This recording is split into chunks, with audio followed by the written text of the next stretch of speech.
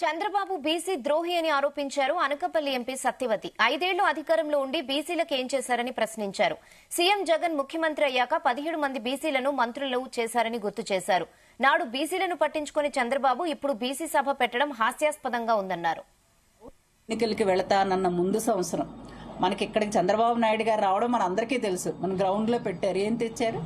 ఒక కుట్టు మిషన్లు, లేకపోతే ఒక వాషింగ్ మిషన్, ఒక ఇస్త్రీ పెట్టి. అదా బీసీ వర్గాలకు ఇచ్చే గౌరవం అదా అని చెప్తున్నాను. ఎందుకంటే బీసీలు అంటే ఒక రజకుడుగానే ఉండిపోవాలి, ఒక బార్బర్ లాగే ఉండిపోవాలి.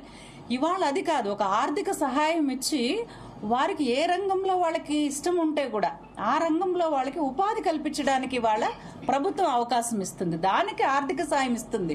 అంతేగాని డబ్బులు ఇవ్వటం కాదు. దాని వెనక ఈ ఉద్దేశం కూడా మీకు తెలియనిది కాదు. కాకపోతే ప్రజల్ని పక్కదోవ పట్టించడం కోసం ఇవాళ బీసీలకి ఏదో ఒక 4,000 ఇచ్చేస్తాము, లేకపోతే 50 సంవత్సరాలకి పెన్షన్ ఇచ్చేస్తాము.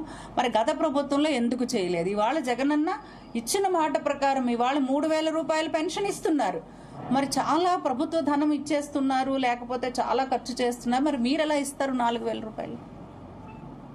మీరెలా ఇస్తారు? మీకు ఆర్థికంగా మీకు ఎక్కడి నుంచి డబ్బులు పైనుంచి చెట్లకు కాసి మీకు మీ ప్రభుత్వానికి వస్తాయా? అసలు ముందు మీ ప్రభుత్వం వస్తుందనేదే కల.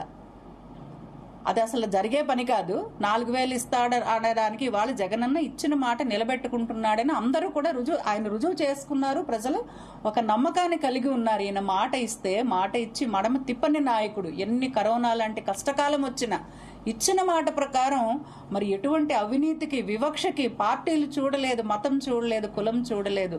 వాళ్ళకి అర్హత ఉంటే వాళ్ళందరికీ కూడా వేసింది వాస్తవం కాదా అనేది మీరు గమనించాలి. అందులో తెలుగుదేశం పార్టీ గాని, జనసేన గాని, బీజేపీ ఎవరైనా ఉన్నారు. అందులో తీసుకున్న వాళ్ళకి తెలుసు. అవన్నీ కూడా అర్హతే ప్రామాణికంగా ఇచ్చారు.